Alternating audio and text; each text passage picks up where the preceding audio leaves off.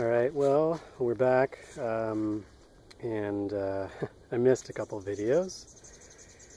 I kind of got, in a hurry last night to finish putting this together, and didn't get a chance to take sort of an in-progress video. So it's in its first, I guess, finished form right now, while I fine-tune it and figure out what works and what doesn't. But yeah, I just took it for a ride, and I got the carb tuning situation figured out. I had to swap out the carb to another one that I had, and so now it's running pretty good. I guess it's yet to be seen over a long distance, but it ran pretty good up and down the street, and feeling pretty good about it right now.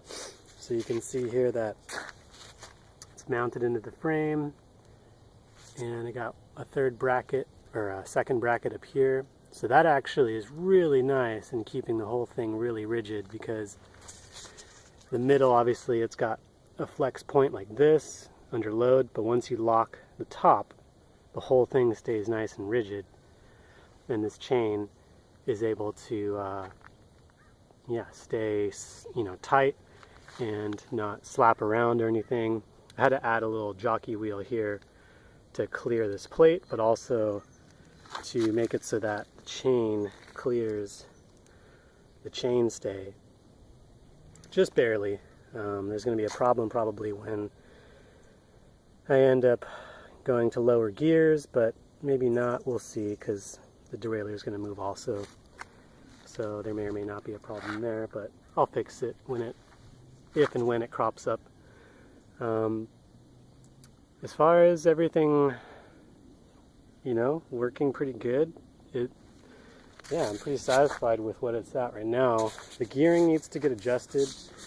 This is a 26 tooth sprocket, and I thought it'd be low enough to get me a high gear, but also a nice long gear, and it's not quite low enough to get up hills without having to push the bike. So I'll probably have to hop down to like maybe a 20 tooth, and yeah, I'm going to lose a little bit on the top end, but to be able to go up hills is going to be really great. So I'll try and source that sometime soon.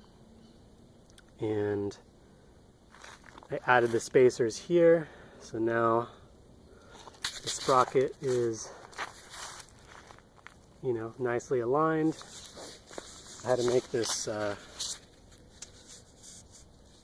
if you can see it, this bracket here to hold the throttle cable that came with the cultivator, and I had to add this spring right here so that it pulls the throttle back nice and tight, doesn't stay open. What's nice is that the cultivator came with this nice shut-off switch, so I added that onto the bars, and you can just operate that on, off. On is in the middle, off is that way, so that works pretty good. Yeah, the bike itself needs a lot of adjusting, needs a lot of lubing up, changing the brakes. The rear tire is going flat, so I need to fix that eventually. I actually have a tube that I'll put on that, but I think I'm all out of time today, but I can show you what it's like running, and I'll see if I can ride it around while holding the phone.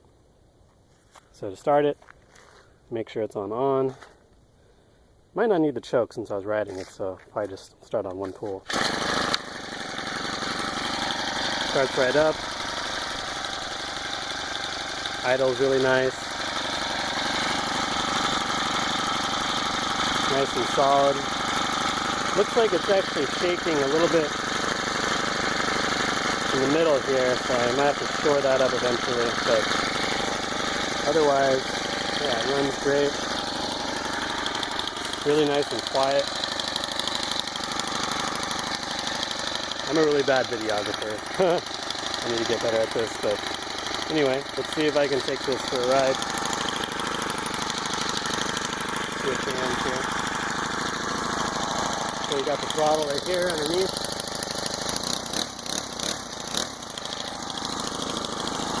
Okay, let's see.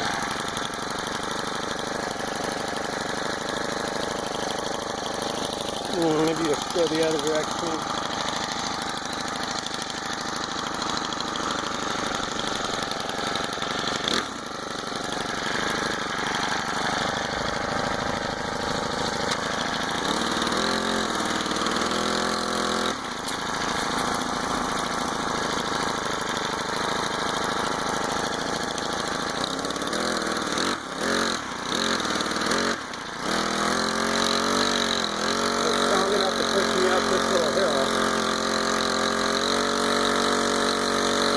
throttle.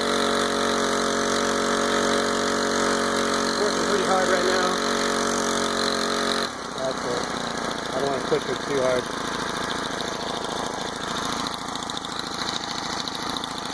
Definitely going to have to gear it down. So anyway, that's the update for now. I'll have more soon.